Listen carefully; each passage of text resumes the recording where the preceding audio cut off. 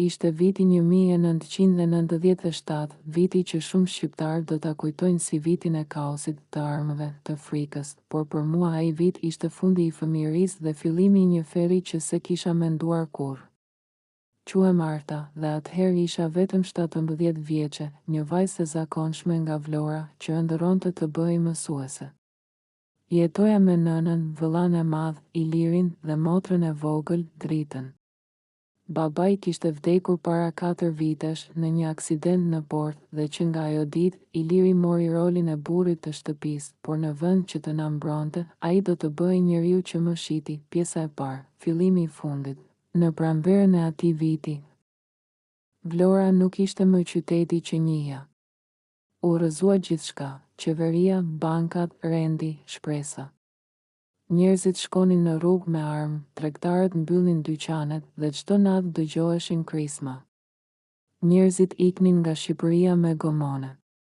Fqinji ynë, Zoti Petrit, më tha një ditë, Arta, po su largove tani, s'do kesh më as të ardhme, as jetë këtu, nuk ja ktheva asnjë fjalë. Unë isha ende fëmijë në shpirt, edhe pse trupin e kisha të një gruaje. Nëna më lutej të mos dilja jashtë pas ditëve. Kjo nuk është më Vlora jonë, më thoshte. Këtu tani s'ka më njeri, vetëm të çmendur. Iliri, nga ana tjetër, ndryshoi shumë. Dikur punonte si marangos në një punishte. Por me rënien e gjithçkaje, ai nisi të merrej me gjërat e errëta. Nuk më pëlqente shoqëria e tij e re, burra që vinin në shtëpi me makina pa targa, që pinin raki me mëngjes, që flisnin me fjalë të pista dhe që gjithmonë flisnin për Italinë, do na marrin të gjithëve, më tha një natë, duke më parë drejt në sy. Të ikim, Arta. Atje do kemi jetë, para, shtëpi. Nuk dua të iki, i thash unë. Nuk dua të lë nënën. Ai qeshi me një ironi të ftohtë. Nuk e di çfarë do thuash kur ta shohësh detin përballë dhe dritat e Italisë që ndriçojnë natën. Do e shohësh. Në qershor, situata në qytet u bë e padurueshme. Një natë, rreth orës 2, Iliri më zgjon. Kishte erë benzinë dhe krip deti. Vishu, më tha. Do ikim tani. Në mes të natës? Pyeta e trembur, po, tani ose kur. Kam gjetur vend në një gomone. Po nëna? Do vi më pas. Tani s'ka vend. Sytë e tij s'ishin më si dikur. Ishin të errët, pa ndjesi, sikur flisnin një gjuhë që unë se kuptoja më. Në barkun tim diçka më thoshte të mos shkoja, por frika e luftës, dëshira për t'i shpëtuar kaosit, më bëri të bindem. E mora një pallto të hollë, një palë pantallona dhe një shall që ma kishte thurur nëna. U larguam në heshtje, rrugës për në breg, kaluam pranë shtëpive që digjeshin nga njerëzit që hakmereshin mes tyre. Një fëmijë qante në rrugë. Një burr i dehur rrëzua para nesh. Ishte një rëmuj që se përshkruan dot fjala, kur arritëm të deti, pash 10 njerëz që prisnin. Disa gra me foshnja, burra me thes në shpinë, adoleshentë që dridheshin nga të ftohtit, Iliri më kapi për krahu. Qetësohu, më tha. Këta janë tanët. Një burr me një cigare të ndezur në buzë na pa dhe i tha vëllait tim, kjo është ajo? Po, ju përgjigj Iliri, mirë, futuni, asnjëherë s'harroj ato fjalë. Kjo është ajo. S'kuptova asgjë në atë moment. Vetëm shumë më vonë kuptova se ajo fjali kishte vulosur fatin tim, unë gjeshëm në gomone. Më shumë se 40 vetë. Deti ishte i trazuar, era u lërinte, dhe unë përqafoja shamin e nënës sikur ajo do më mbronte nga gjithçka. Një burr më pyeti, sa vjeçe je, bi? 17, ai uli kokën dhe pshërtiu. Zoti të ndihmoft, tha, pas disa orësh, në horizont u dukën dritat e Italisë. Të gjithë qanin, disa brohorisnin arritëm. Unë ndjeja një boshllëk të çuditshëm, si një ndjesi që diçka e keqe do të ndodhte. Kur zbarkuam në një plazh të errët, burrat që na kishin sjellë nisën të na ndanin në grupe. Iliri më kapi për dorë dhe më çoi te një burr me flokë të bardha, që pinte cigare pas cigareje. Kjo është vajza. I tha, ai I zgjati disa kartëmonedha, faleminderit, tha vëllai im dhe më pa në sy. Do të marr ky njeri tani. Do kujdeset për ty bëj ç'të të thot, është për të mirën tënde. Ilir, çfarë po ndodh? Pyeta, por zëri më doli I dridhur, ai nuk foli. Vetëm u kthye dhe u largua në errësirë, atë natë, në një furgon të ftohtë, filloi ferri im. Burri që më mori quhej Gjani. Më tha se ishim në Brindisi dhe se do të shkonim në veri. Nuk e dija as çfarë donte të thoshte në veri, pas disa orësh udhëtim, mbërritëm në një shtëpi të madhe, të errët. Më mbyllën në një dhomë, më dhanë një peshqir dhe një këmish nate. Një grua e moshuar hyri dhe më tha, këtu do rish. Nesër fillon puna, puna? Pyeta e habitur, ajo buzëqeshi ftohtë. Do mësohesh shpejt. Të gjitha mësohen. Në atë moment kuptova gjithçka. Nuk isha sjell për një jetë të re, për një punë apo për shkollë. Kisha ardhur si mall, si trup, si pronë e dikujt, u përpoqja të aratisesha disa herë, por çdo herë më kapnin dhe më kërcënonin. Një herë më goditën aq fort sa humba ndjenjat. Më thonin, po su sill si duhet, do ta pësoj motra jote në Shqipëri. E dim ku jeton, atëherë mësova të hesht. Të qesh kur më urdhëronin, të duroj kur më poshtëronin, të mos shikoja në pasqyrë sepse se njihja më fytyrën time. Vetëm natën, kur qetësia binte dhe zhurma e makinave pushonte, qaja në heshtje. Dhe çdo natë I drejtohesha Zotit me të njëjtën lutje, mos e lejo të vdes këtu. Të paktën lëre nënën time të mos e mësoj kur çfarë më bëri biri I saj. Një ditë, pas disa muajsh, një vajzë rumune që punonte aty, më dha një copë letër. Ishte një adresë, këtu, më tha në përdhëm, ka njerëz që ndihmojnë vajzat si ne. Shko natën, kur s'ka njeri, e mbajta atë letër në barkë për ditë të tëra, nga frika se mos ma gjenin. Derisa një natë, ndodhi diçka që më ndryshoi jetën për herë të dytë. Atë natë qielli ishte I mbuluar me re të zeza. Kishte ditë që ndjeja se diçka po lëvizte brenda meje, një dëshirë për të mos u dorëzuar më, vajza rumune, që quhej Ana, më kishte parë në sy dhe më kishte thënë me zë të ulët, Arta, nëse rri këtu, ose do të vrasin, ose do të vdesësh vetë nga brenda. Ka një qendër afër për gra si ne. Por duhet të ikësh natën, kur ai nuk është, ai ishte Gjani, burri që më mbante si pronën e tij. Kur vinte në mbrëmje, aroma e duhanit të rënd mbushte shtëpinë dhe fryma ime ngushtohej. Ai kishte gjithçka të ftohtë, syt, duart, zërin. Një herë më tha, ti nuk je më nga Vlora, je nga unë tani. Ato fjalë më dogjën në shpirt më shumë se çdo dhimbje tjetër, ditën e aratisjes, e kujtoj si të ishte dje. Ana më dha një shall të vjetër dhe një palë çizme. Kur të dëgjosh makinat që nisen, prit 5 minuta dhe dil. Rruga poshtë shkon drejt qytetit. E përqafova fort. Ishte e vetmja që më kishte folur si njeri, në orën 3 të mëngjesit, shtëpia ra në qetësi. Zemra më rrite aq fort sa mendoja se do më dëgjonin, hapa derën ngadalë, dola jashtë dhe fillova të vrapoj, ajri ishte I ftohtë dhe I lagësht. Nuk dija ku po shkoja. Ecja vetëm për të mos u ndalur. Pas disa orësh, arrita në një rrugë ku pash një tabelë, Modena 6 km. Aty, diku në mes të errësirës, pash një kishë të vogël. Hyra brenda dhe për herë të parë pas muajsh, u ndjeva e sigurt, në mëngjes, një prift I moshuar më gjeti të mbështjell me shallin e Anës, figlia mia, kosa fa I quj? Më pyeti me zë të butë, nuk dija si t'i përgjigjesha. Fola shqip, duke I treguar me lot në sy, jam shqiptare. Më kanë sjell. Më kanë shitur, ai më kuptoi, edhe pse fjalët e mia ishin copra, më mori në një dhomë të vogël dhe më dha ujë, bukë e një batanie. Pastaj thiri dik, pas pak erdhi një grua e re me flokë të verdha e me sy të mirë. Unë jam Lucia, më tha. Punoj me një organizatë që ndihmon gra si ty.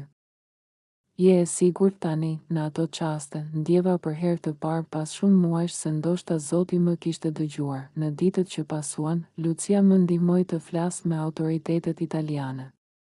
U desh kohë që të më besonin. Shumë vajza si unë kishin frikë të tregonin emra. Por unë nuk do heshtja, u tregova gjithçka, emrin e Gjanit, shtëpinë ku na mbanin, por mbi të gjitha, tregova edhe diçka që më lëndonte më shumë se çdo plagë tjetër, ishte vëllai im që më solli, polici që më merrte në pyetje uli kokën. E di që është e vështirë të thuash këtë, tha ai. Jo, i thash. E vështirë është të jetosh me këtë. Kaluan muaj derisa më në fund, policia italiane bastisi rrjetin e trafikut. Disa nga burrat u arrestuan, mes tyre edhe Gjani. Por për vëllain tim nuk kishte asnjë gjurmë. Ai ishte kthyer në Shqipëri menjëherë pas shitjes sime, nëna ime nuk dinte asgjë. I kishin thënë se unë isha në punë në Itali, se më shkonte mirë, se do sillja para, dhe ajo, e gjorë, e besonte. Në qendrën ku qëndroja, njoha gra nga vende të ndryshme, nga Nigeria, Moldavia, Shqipëria, Ukraina. Secila me historinë e saj, me plagën e vet, njëra më tha, mos e ure vëllain. Njerëzit e tillë janë bosh, nuk din çfarë bëjnë, por unë e urreja. Çdo ditë më shumë. Një ditë, Lucia më solli një zarf, është për ty, nga Shqipëria, tha, duart më dridheshin kur e hapa. Brenda ishte një letër e nënës, shkruante me dorë që dridhej, bia ime, mora lajmin se je gjallë. Zoti të bekoftë. Iliri më tha që ke shkuar në punë, por askush s'ka marrë ndonjë telefonat prej teje. Jam e shqetësuar. Të lutem, më shkruaj. Më mungon. Lotët më mbuluan faqet, në atë moment kuptova se duhej të kthehesha, jo për hakmarrje, por për të thënë të vërtetën. Kur arrita në Shqipëri, ishte viti 1999. Vlora kishte ndryshuar, më e qetë, por më e varfër. Njerëzit kishin harruar gjithçka përveç mbijetesës. Në shtëpi, nëna më përqafoi me lodh, mendova se kishe vdekur, më tha. Pse s'më shkruajte, se dija si, i u përgjigja me zë të dridhur, ajo më vështroi në sy. Kur është Iliri, e heshtur, ndjeva duart që më dridheshin. Do ta marrësh vesh, i thash, të nesërmen, e pash Ilirin në shesh. Ishte plakur për 2 vjet, por syt i kishte po ata, bosh, të ftohtë, kur më pa, mbeti si i ngrirë, arta. Ti, po, unë, po si, mos e thuaj asnjë fjalë, i preva. Vetëm dëgjo, i tregova gjithçka. Fjalë për fjalë. Çdo natë që kisha kaluar, çdo poshtërim, çdo lot, ai u përpoq të mbrojë, e bëra për paratë. Për familjen. Nuk e dija se, mos gënje, i thash. E dije shumë mirë. Dhe paratë që more ishin nga trupi im, një turm e vogël ishte mbledhur përreth. Ai uli kokën, pastaj filloi të qante, por për mua ato lot ishin bosh, pa pendes, nuk i fola më kurrë. Pas disa muajsh, një organizatë italiane më ndihmoi të rikthehem atje, këtë herë si punonjëse sociale. Fillova të ndihmoja gra të tjera që kishin kaluar ferin që kisha kaluar unë. Në çdo histori që dëgjoja, shihej një pjesë të vetes, por një gjë se harrova kurrë, netët e errëta në dhomën e Gjanit, dhe zërin e vëllait tim që thoshte do të kujdeset për ty. Vitet kaluan. Nëna ime u sëmur dhe para se të ndëronte jetë, më tha, mos mbaj urrëtie në shpirt, Arta. Lëre Zotin të gjykoj, e përqafova. E di që kishte të drejtë, por plagët e atij feri nuk shërohen kurrë plotësisht. Sot jetoj në Itali, në Modena. Kam një djalë të vogël që e quaj me emrin e babait tim. Çdo mëngjes kur ai qesh, më kujton se jeta mund të rilindë edhe pas errësirës më të thellë, por çdo herë që kaloj pranë detit, më duket sikur dëgjoj përsëri dallgët e asaj nate të qershorit 97. Dhe fytyrën e vëllait tim që më thot, eja, është për të mirën tënde. Jo, nuk ishte për të mirën time, ishte fillimi i fundit. Por edhe fillimi i një gruaje që vendosi të mos dorëzohej më kurrë. Kanë kaluar gati 15 vjet nga ajo natë e errët e qershorit në 97, kur Vlora digjej dhe unë u nisa drejt ferit, sot jam 32 vjeçe. Kam mbaruar studimet për punë sociale në Itali dhe punoj në një qendër që ndihmon vajza shqiptare, nigeriane dhe rumune të shpëtuara nga rrjetet e prostitucionit. Ndonjëherë, kur shoh fytyrat e tyre të frikësuara, kujtoj veten. Të gjitha kanë të njëjtin shikim në fillim, një përzierje dhimbjeje, turpi dhe shprese që s'di si ta mbaj gjallë, por unë ua them gjithmonë një gjë, asnjë grua nuk lind për të shitur. Asnjë trup nuk është mall. Një pasdite tetori, Lucia, gruaja që më kishte shpëtuar dikur, më tha se në Shqipëri po hapej një projekt i ri për rehabilitimin e grave të trafikuara. Duan diçka që ta drejtoj, më tha. Ti je e vetmja që mund ta bësh me shpirt, e ndjeva në zemër se ishte koha të kthehesha. Jo më si vajza që iku me frikë, por si gruaja që do të përballej me të kaluarën. Kur mbërrita në Vlorë, gjithçka dukej ndryshe, por ajri i qytetit kishte ende atë aromë deti që të përziente mall dhe dhimbje. Shëtita nëpër rrugët ku dikur kaloja me motrën time të vogël, drita tani ishte rritur, kishte mbaruar shkollën e mesme dhe punonte në një farmaci. Kur më pa, më përqafoi me lot, motra ime, më tha. Më mungove çdo ditë, edhe ti mua, i thash, por në sytë e saj pash një pyetje që nuk kishte guxim ta bënte. Ku ke qenë vërtet? Nuk ja thash të gjitha. Vetëm kaq, u ktheva për të ndihmuar vajzat që kalojnë atë që kalova unë. Një mëngjes, ndërsa isha në zyrën e qendrës së re, sekretarja më solli një zarf, në të shkruaj vetëm për Artën. Nga dikush që ka mëkatuar. Duart më dridheshin kur e hapa. Brenda kishte një letër të shkurtër: Arta, jam në burgun e Peqinit. Më arrestuan para disa muajsh për kontrabandë. Kam shumë mëkate mbi shpinë, por më i rëndi është ai që bëra ndaj teje. S'kam kërkuar falje kurrë, sepse se meritoj. Por dua të di nëse mund të më shikosh një herë para se të vdes këtu brenda. I liri. U ula dhe qava për herë të parë pas shumë vitesh.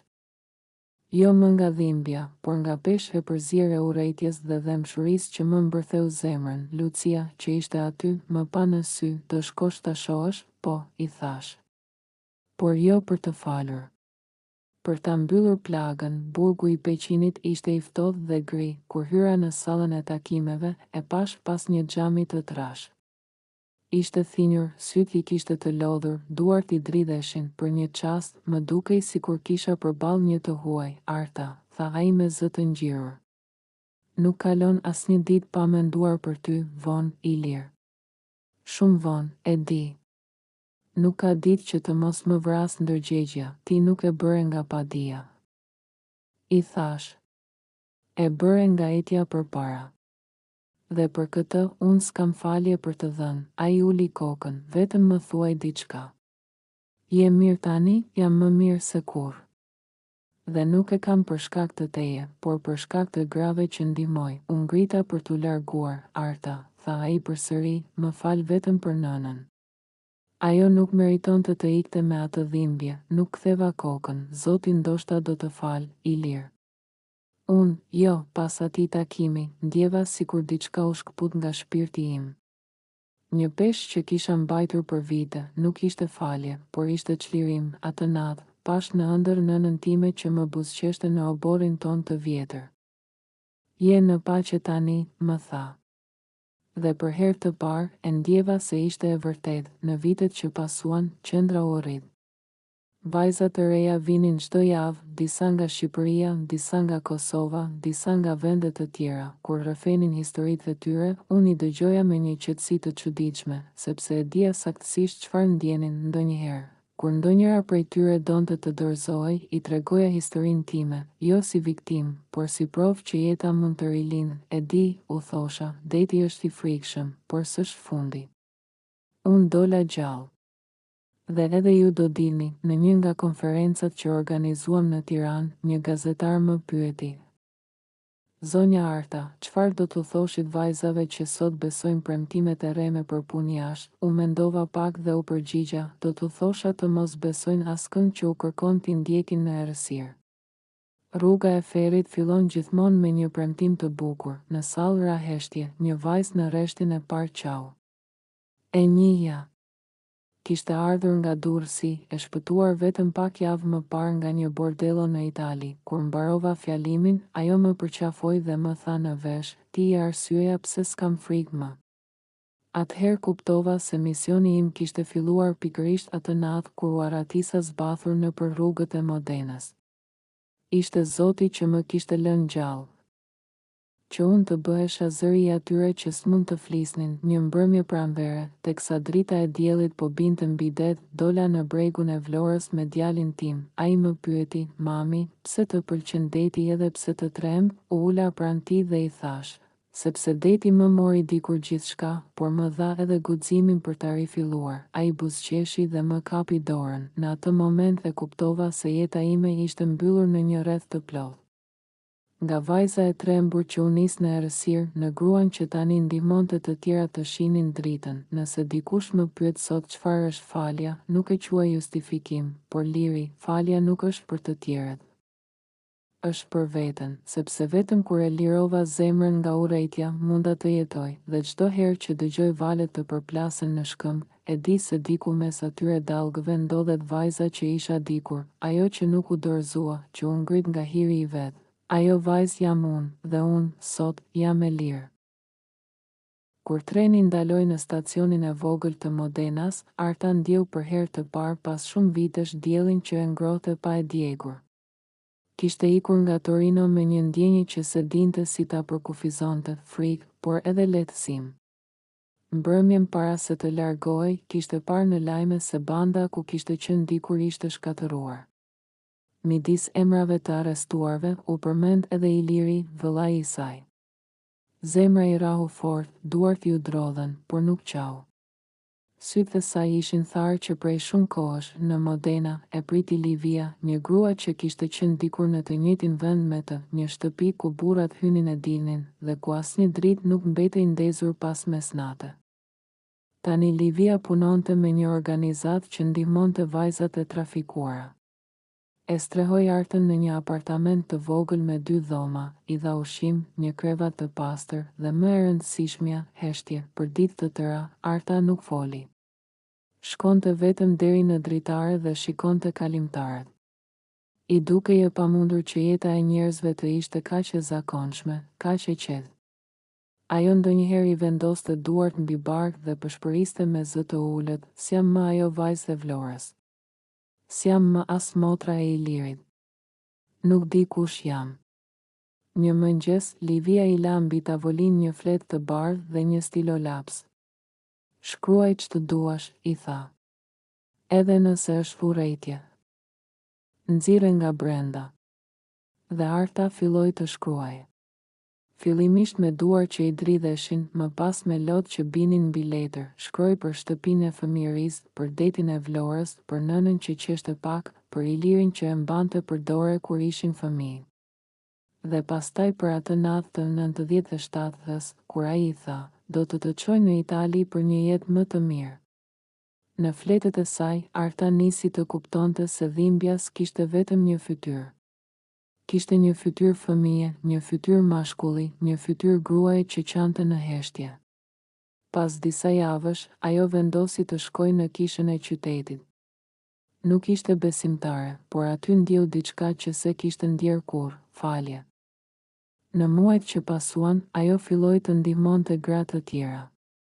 U bë përkthyese për vajzat e reja shqiptare që silleshin nga kufijt. Kur ato e shikonin, e ndjenin që ajo i kuptonte pa fjalë. Një ditë, njëra prej tyre, një vajzë 17 vjeçare nga Durrësi, i tha me lot në sy, motra, pse ndihmon të gjitha ne? Ti je ndryshe. Arta u përgjigj me një buzëqeshje të thyer, sepse dikur askush nuk më ndihmoi mua.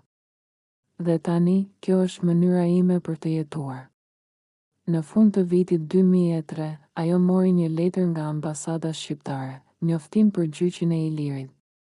Autoritetet italiane kërkonin dëshminë e saj. Ajo e mbajti letrën në duar për ditë të tëra, pa ditur nëse duhej të shkonte apo jo. Një natë doli në balkon, vështroi qiellin dhe foli si të kishte dikë përballë, nuk dua hakmarrje. Dua vetëm të mos kem frikë më. Në gjyq, kur e pa vëllan, zemra i u ndal për një çast. Ai duke i plakur shumë, sytë bosh. Kur ajo dëshmoi, zëri i saj dridhej, por nuk u thye. Ai më mori fëmijërinë, tha. Por unë s'dua ta shoh të vdes në burg. Dua vetëm që ta kuptoj çfarë më bëri. Në fund, Iliri uli kokën. Për herë të parë, sytë e tij u mbushën me lodh. Kur doli nga salla, dielli i Modenës ndriçonte si në fillim. Arta u ndal, mbylli sytë dhe mori frym thellë. Ishte për herë të parë që ajri nuk i vinte rënë. Në vitet që pasuan, ajo u bë pjesë e një qendre rehabilitimi. Historia e saj u përdor për të folur në shkolla, në emisione, në konferenca. Nuk e tregonte për të bërë keq, por për të kujtuar se në çdo vajzë që hesht, ka një zë që pret të dalë. Në fund të çdo fjalimi, ajo thoshte gjithmonë, mua më trafikoi vëllai im, por sot jam unë që i shpëtoj motrat e mia dhe ndoshta. Diku në thellësi të shpirtit, ajo kishte mësuar ta donte përsëri jetën, jo siç ishte, por siç mund të bëhej. Kaluan më shumë se 20 vjet. Modena ishte bërë shtëpia e artës. Kishte krijuar një jetë të qetë, pa zhurmë, pa ankth. Punonte ende në qendrën e grave të shpëtuara. Tashmë si këshilltare. Njerëzit e rinj që vinin e thërrisnin zonja Arta, një fjalë e thjeshtë që mbante brenda respekt, por edhe mister. Askush nuk e dinte plotësisht historinë e saj, vetëm disa reshta që ajo vetë kishte zgjedhur të ndante. Në verën e vitit 2020, për herë të parë, mori guximin të kthehej në Shqipëri. Kishte frikë prej kujtimeve, prej shtëpisë ku gjithçka kishte filluar. Kur avioni zbriti në Rinas dhe ajri i Vlorës i mbushi mushkëritë, ndjeu se një pjesë e saj ishte kthyer atje ku kishte mbetur pezull. Shtëpia e vjetër nuk ekzistonte më. Në vend të saj ishte ngritur një ndërtesë e re, gri, pa dritare të hapura. Ajo ndaloi përballë. Mbështeti dorën në mur dhe mbylli sytë. Ishte si të dëgjonte zërin e nënës, aromën e detit dhe britmat e fëmijëve që luanin në rrugicë. Një grua e moshuar e njohu, je ti Arta e Hallës, apo jo? Ajo pohoi me kokë, me buzë që i dridheshin, kam menduar se kishe vdekur. Arta buzëqeshi lehtë, edhe unë ashtu mendoja për veten. Në ditët që qëndroi në qytet, vizitoi varrin e nënës. Solli lule të bardha dhe një letër të vogël që e kishte mbajtur për shumë vite në çantë. Në të shkruante, më fal që u nisa atë natë. Nuk dija çfarë do të ndodhte. Tani jam mirë dhe dua që edhe ti të jesh në paqe. Pastaj shkoi te burgu i Fierit, ku Iliri po vuante dënimin e fundit të jetës. Ai ishte plakur, flokët e tij ishin zbardhur, fytyra rrudhosur. Kur e pa Artën, sytë ju mbushën me lodh. Nuk foli për disa minuta, vetëm frymëmarrje e rënë dhe heshtje. Arta e shikoi drejt në sy dhe i tha, kam ardhur për të falur. Jo për të harruar, por për të mos u helmuar më. Ai uli kokën dhe përshpëriti me zë të mekur, e di. Çdo natë e shoh atë vajzën që mora me vete. S'më lë të fle. Ajo i vendosi dorën mbi dorë dhe i tha, ndoshta Zoti s'të ka harruar ende. Pendesa është dënimi yt, jo burgu. Kur doli nga godina e burgut, qielli ishte gri, por në horizont dukej një vijë hollë e kaltër deti. Arta ecën drejt tij. Kur mbërriti në breg, u ul mbi rër, heq këpucët dhe lë valët t'i lagin këmbët. Deti ishte po ai që kishte parë kur ishte 17 vjeç, por ajo nuk ishte më e njëjta. Mori frym thellë, shikoi horizontin dhe tha me zë të qetë, jam e lirë. Një vajzë e vogël që po luante aty pranë, ju afrua dhe i dha një guack. Kjo është për ty, i tha me buzëqeshje. Arta e mori në duar, e shikoi dhe ndjeu një ngrohtësi që se kishte ndjerë prej vitesh. Faleminderit, zemër. Është dhurata më e bukur që kam marrë ndonjëherë. Në atë moment, dielli perëndoi ngadalë mbi detin e Vlorës. Dhe aty, mes dritës së kuqe dhe valëve që thyenin në breg, Historia e saj nuk kishte më dhimbje, vetëm qetësi, sepse për herë të parë, Arta nuk ishte më viktime së shkuarës, por gruaja që e mundi atë.